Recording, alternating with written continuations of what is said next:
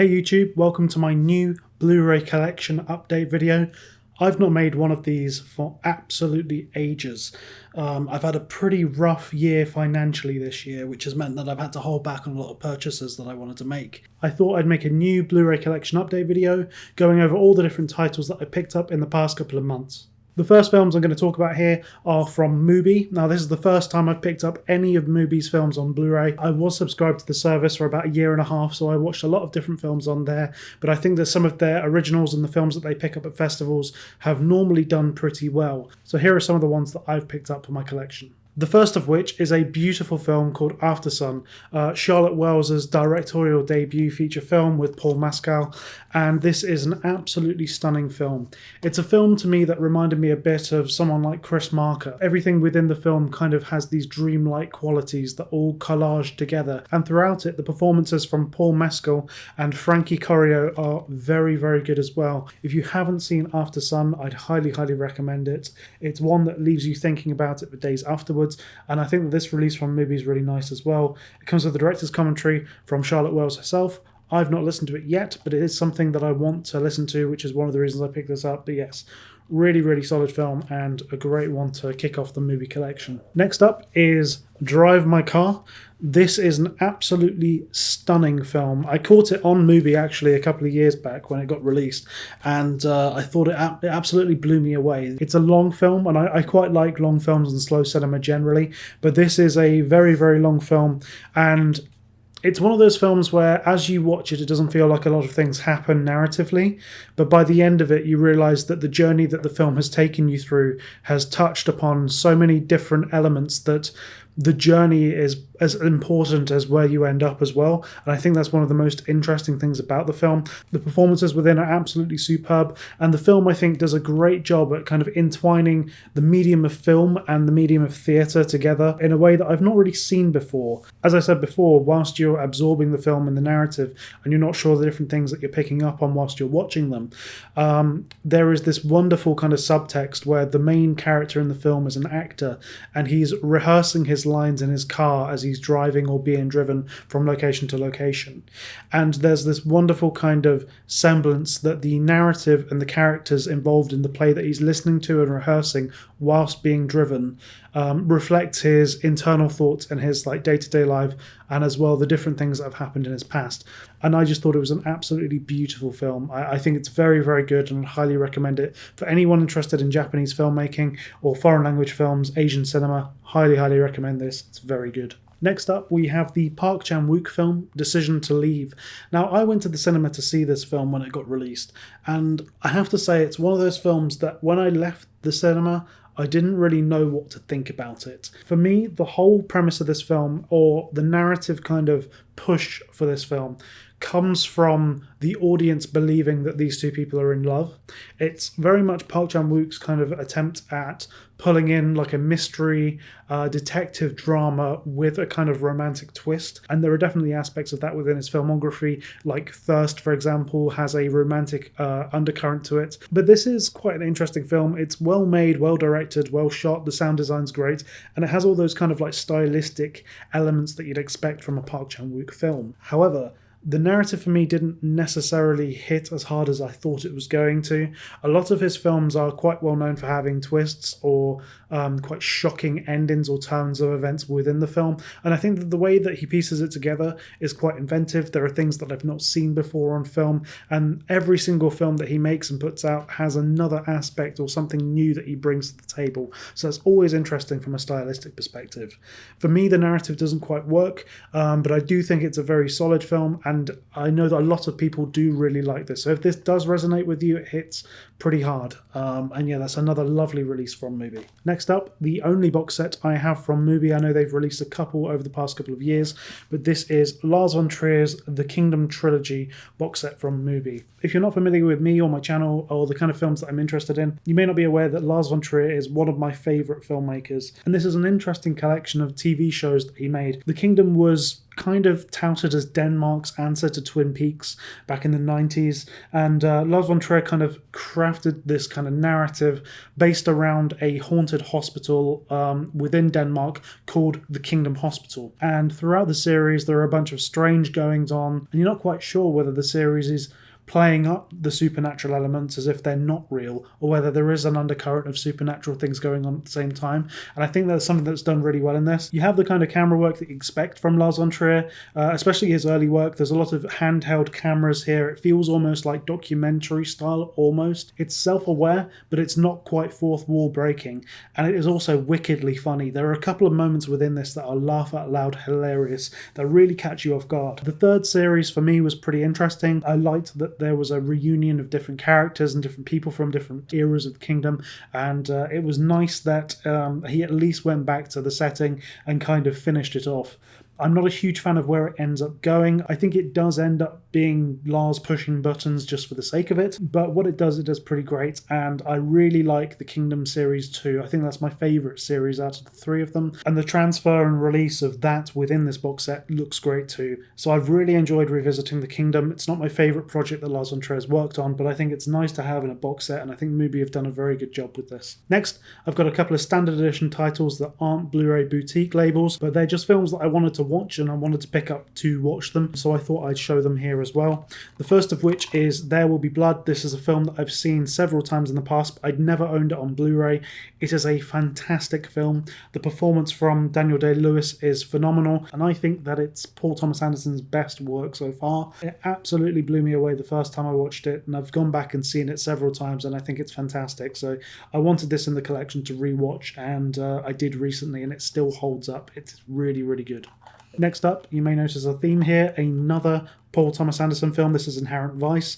I never got to see this in the cinema, and this is the first time that I've watched the film. It's a very strange film, and it shows and kind of adheres to a lot of things that I can't actually relate to. It becomes a kind of wacky, crazy comedy goose chase of a film, and some of it hits pretty well, and some of it doesn't hit, but I've also heard that it's a film that actually gets better on multiple viewings, because you kind of know where the film is going, you start picking up on characters' names. A lot of the things that happen in the film, the audience doesn't actually know if what they're watching is a reality or not, as the lead character played by Joaquin Phoenix is someone who is just high constantly throughout the film. So you do have that untrustworthy narrator kind of leading you through the film, and he's a detective and he's chasing up on where his lost girlfriend went and how she was related to different people and gangs around LA. It's something that I'll probably watch in a couple of years' time and hopefully appreciate a bit more.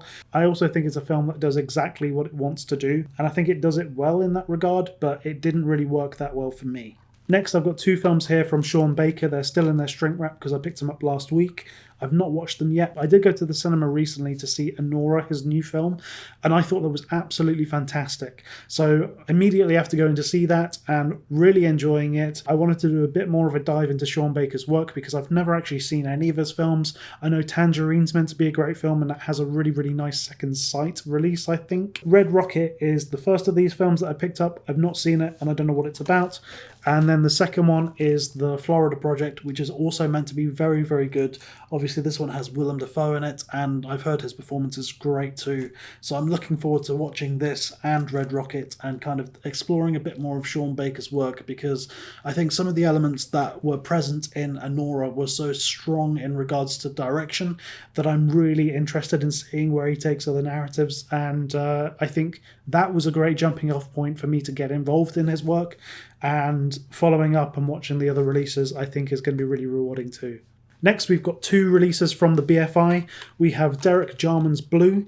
I've not seen this film. I've heard good things about it. I've never actually seen any films by Derek Jarman, so I think this was a nice one to kind of jump off into.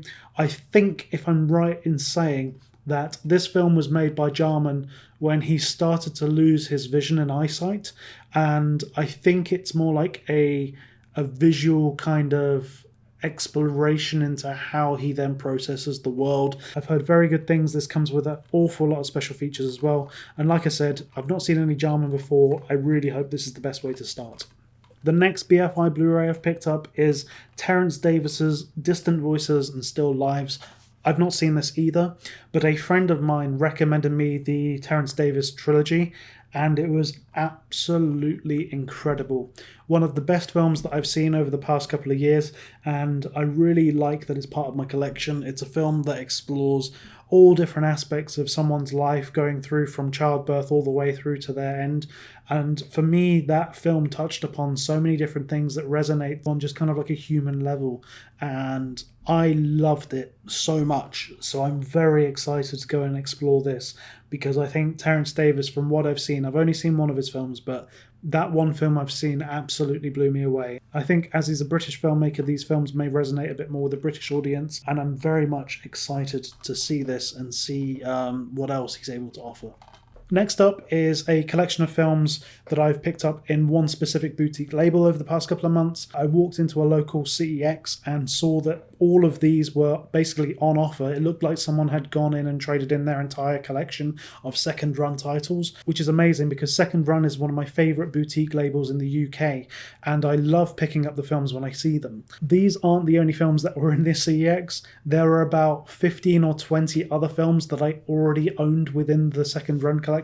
So these are the ones that I needed to kind of fill in the spaces, but I'm really looking forward to getting through them, because the different films that Second Run offers are unlike pretty much any other label. And I may be able to talk briefly on some of these, but I've not seen them all. I'm very excited to sink my teeth into them and get through them, because, you know, they're going to be good films. The first of which is The Emperor's Naked Army Marches On. I've seen half of this film. I got interrupted halfway through watching it, but what I've seen I really liked. It's an interesting documentary surrounding a man as part of a unit of soldiers in World War II, and he is kind of on like a tirade to kind of fight back against the government of Japan and how they treated his unit of soldiers when he was in the war. And he goes across Japan and meets with people. He turns up at people's doorsteps unannounced and just kind of causes chaos because he's unhappy with the way he was treated and how the people around him were treated. But there are aspects of this which are beautifully resonant. As I said, I've not seen the end of this film, but I'm really looking to go back into it because what I've seen I really, really liked. Next is The Invention for Destruction. This is a film by Karel Zeman. This is one of the films within Second Run which kind of celebrates Karel Zeman's animation and the work that was made in Czechoslovakia at the time. And it's a film that I've not seen yet, so I can't really comment on it. I know that Karel Zeman was a big inspiration for Phil Tippett, the director of Mad God, that I made a film essay on a couple of months ago. So that kind of brought my attention to this, and I've been wanting to watch this since finding that out about Mad God, so I'm looking forward to seeing this. Next is Vampire Coadacuk. I don't know if I've said that correctly. This is a film by Pere Portabella. I don't know if I've said that correctly either. The only other Portabella film that I've seen is The Silence Before Bach, another release through Second Run, which was my first Second Run Blu-ray that I picked up and watched. And being a fan of classical music, I very much enjoyed that. It was an interesting perspective and quite creative approach to the composer and the life of Bach. And I think that this is going to be a really interesting film as well. This was shot on the set of Dracula when that was being made with Christopher Lee. But this is meant to be more of an artistic take and a film that has the notions of the rise of kind of fascism. And I think it's going to be a really interesting watch. I really enjoyed the last film that I saw, like I mentioned, and I think this is going to be really cool. Next is a film I've not seen, and this is I Was at Home But. I have no idea what this film is about. I picked it up because it was one of the Second Run titles that I needed. Next, we've got Black Peter by Milos Forman. I've seen a number of different Forman films. The last one that I saw was The Fireman's Ball, and I thought that was really interesting. It's also one of those films that helped kick off the Czech New Wave as well, so a very special film in regards to cinematic history, and I'm looking forward to checking it out. The next film I picked up is Tenderness. This is a Slovakian film, and I know nothing about it other than that it's been released by Second Run. Next film is El Mar La Mar. This is a film about the border crossing between Mexico and America and the journeys that some people make when they're trying to reach the border. I've not seen the film yet. It's meant to be utterly beautiful and quite breathtaking, and when I'm in the mood to watch a documentary, this is the next one I'm going to watch. Next is a Hungarian film called Adoption by Marta Meszaros. I don't know if I've said that correctly, I probably haven't. This is one of the films that won an award at the Berlin Film Festival when it got released, and I'm looking forward to checking that out. Next up is a film called Love, and this is another Hungarian film. I've not seen it. It's one of the more recent releases within the second run catalogue, and I'm hoping it's pretty good. And the last film, as part of these films that I picked up for the second run, is The Village Detective, a song cycle by Bill Morrison. Bill Morrison's a filmmaker that I've been interested in since I picked up the BFI collection of Bill Morrison works a couple of years ago now. I think he does some really fantastic things when it comes to preservation of cinema and of decaying cinema. This is a film and a documentary about a canister of films that was dragged off the bottom of the seafloor in Iceland. Within the film, there's kind of snippets of different aspects of a Russian actor's life, and for me, I like what Bill Morrison's trying to do here, but it doesn't quite work for me. One of the things I loved about Decasia and some of his other work is that he mostly presents the films in a destroyed, decaying state. And part of the beauty of those films is the fact that these films are decayed and they look horrible and they've been rotting and the celluloid isn't clean, they haven't been tidied up. There's no opportunity to fix them. And part of the texture of the actual film itself really shines through. Within this, they've kind of decided to make a documentary about a Russian actor who's in the film that was on the bottom of the seafloor. However, that film isn't shown in its entirety within the film. There are other snippets of other films with the Russian guy in it. It's not a particularly deep documentary. It's more going over what the Russian actor did within his life, and nothing eventful really happens. I know that sounds rude, and it's impressive that he was in all these different films, but there's no clear kind of reason that they're guiding the film following this actor. I would have much preferred it if they just showed the film that was found on the bottom of the ocean in its entirety and just done that. The film that was found was actually called The Village Detective, and part of the film is very much to do with an accordion. So there is a new soundtrack that's been given to this film, which is just an accordion playing very much the same thing constantly throughout the entire thing, which slowly drove me slightly mad by the end of it. I love some of the films that he's made in the past and the kind of scores and music that he's put with them as well, but this didn't quite work for me. So as a piece of like restoration cinema, it's interesting. It also comes with some special features of some other films. Beyond Zero 1914 to 1918 is one of the films that was also contained within the BFI release I already had, so I've already seen that, and that contains footage of the First World War, which is really interesting. Footage from the front lines and the troops going to war that's all decayed and destroyed, and kind of preserving that history in that style really works, so that's really cool. The actual Village Detective of song cycle didn't do much for me, but I do really respect what Bill Morrison does, and I'm looking forward to seeing Dawson City Frozen Time as well, which is another second run film that I've got on the shelf and haven't seen yet. Next, I've got a couple releases from Radiance, and this is a label that I'm slowly sneaking further and further into, looking into, and I think the film choice and selection that they make is always quite interesting. The amount of films that I've picked that I've never heard of before is quite astonishing, and the ones that I've seen have always been pretty good. So I've recently picked up Kiju Yoshida's A Story Written with Water, and this is a really, really nice partner piece to the Arrow Academy Yoshida box set that I own as well. Yoshida was one of the first filmmakers that I explored from the Japanese New Wave, and I really love that collection from the Arrow Academy, and Eros plus Massacre is such an exceptional film that when I saw that Radiance had released this, I wanted to pick it up and check it out, because I think that Yoshida's filmmaking style and ability is very, very strong, and I'm not disappointed with this. It's a really interesting film. It follows the story of a man that is betrothed to a woman and is having second thoughts about getting married to her, but in typical kind of new wave style, it jumps about the timeline a lot. It goes back to his childhood, it goes to like the future, it falls into different dream states with dream logic, and there's also kind of a layer of like Oedipus within it as well, and his relationship with his mother, and whether the relationship with his new wife-to-be is potentially going to change his relationship with his mother. There's also some stranger themes within it that are kind of touched upon. I won't go too far into it, but it's a really beautiful film too. It's not quite as avant-garde as the other films within the collection, the Arrow Academy collection, as those films kind of feel like they're pushing the boundaries of what cinematography is, especially when it comes to exposure, angles, and framing. But this is a really good film to put in the collection right next to the other box set and explore more of Yoshida's work. And if there are other films that are going to be released by him in the future, I will definitely pick them up because he's a very interesting Japanese filmmaker. Next, the first of 3 big box sets to close off the video. I have World Noir Volume 2 by Radiance Films. I picked up World Noir Volume 1 a year ago and quite enjoyed the films within that.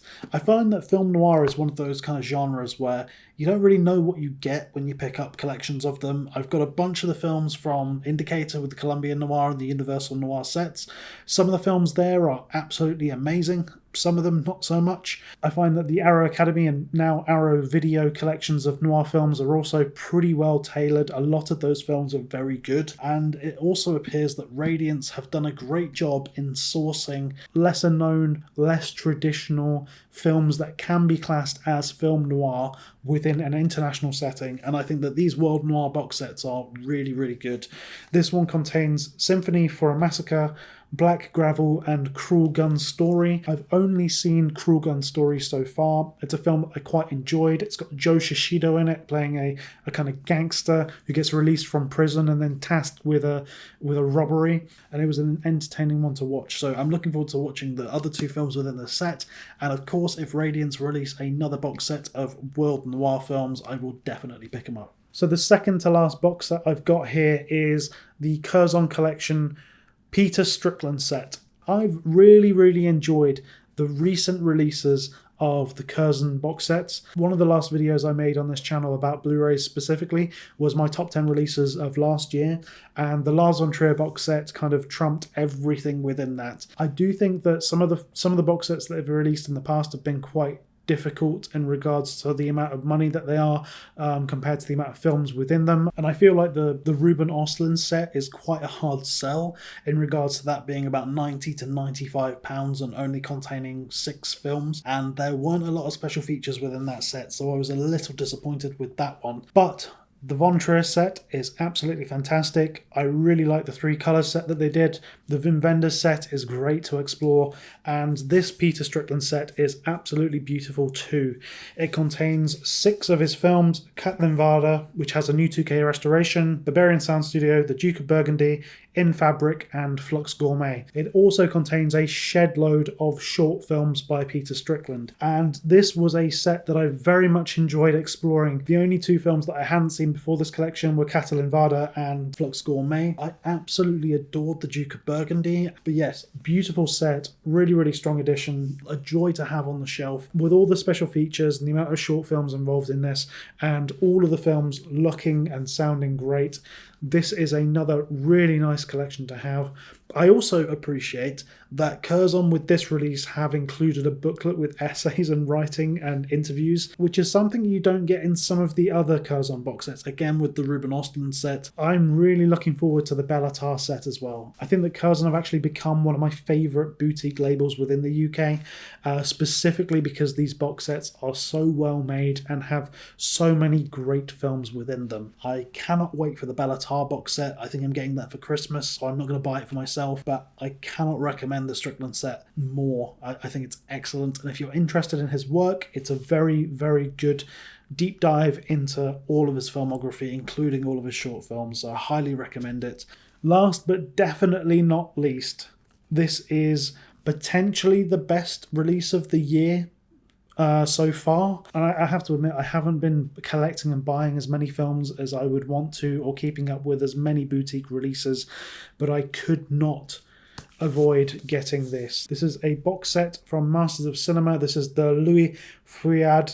I don't know if I've said his name right, and I don't know how to pronounce it, so I apologise for any French people out there. I mean no offence. This is a box set of early cinema from 1913 to 1917 or 1918. It contains the complete crime serials from Louis Fouillade, and I have sat down and watched nearly all of Fantomas, and the restoration and quality of the films within this release are absolutely jaw-dropping. Other than the way that the film is shot and the kind of stylistic tendencies of the film, you would not know that this was shot in 1913. It is absolutely stunning. I think Eureka have done a wonderful, wonderful job with this release. It's the first time they've released a box set with like paper spines and more like pull-out box work. This does come with a booklet with writing about the films, with writing about the filmmaker, which I'm gonna read after I've watched all the films. And so far, I've enjoyed Fantomas a lot more than I thought I was going to, because I had no idea what I was getting into. Feuillade is a filmmaker that I did not know anything about before Eureka released or announced this set. He's a filmmaker that I'm very much going to enjoy watching. The only thing that may be seen as a negative within the set is that there is a lot of films within it.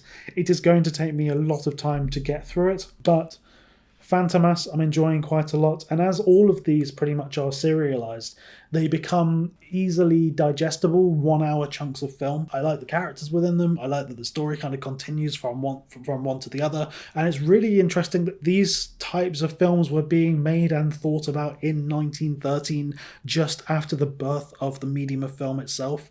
And yeah, this is an absolutely beautiful release. One of the best releases that Masters of Cinema have ever done, and I'm so pleased to have a copy of it. And I'm also very pleased that my copy wasn't damaged in the post. I highly recommend it to anyone who enjoys early films and early filmmaking. If you're a fan of Masters of Cinema, you'll probably know that they're one of the best boutique labels, if not the best boutique label, for releasing films before the 1920s, before the 1930s. Early cinema is the stuff that they do really, really well, and this release is fantastic. As I said, I haven't seen all the stuff in this set, but the things that I've seen and the quality of what I've seen so far, I'm really looking forward to delving deeper into all of this work, and this is just a fantastic release. So thank you for watching this Blu-ray collection update video. I'm hoping to make a couple more of these as I get more and more films over the course of the next year, a couple of months. As I mentioned at the start of the video, it's been quite a difficult year for me financially, which is why I've not picked up a lot of things and haven't done a lot of Blu-ray collection updates. If you'd like to hear my individual thoughts on these films specifically, please let me know, and I might be able to make like a review of a specific thing. If there are any films that you recommend collecting from the different labels that you may think that I haven't got or aren't aware of, please do let me know as well. As I mentioned, the Bellatar collection, I am really hoping I get that for Christmas, and I really hope that Curzon do a good job with that as well. There are some Radiance film box sets that I'm hoping to pick up at some point, and I'm aware that Arrow have just released another Scope box set, this time looking more wuxia, which is a subgenre within that genre of martial arts cinema that I actually really enjoy. So yeah, please hit subscribe if you want more videos like this in the future. I'll do a couple more Blu-ray collection video updates when I have more titles to talk about. I hope you've enjoyed your time with the video, and I'll see you on the next one.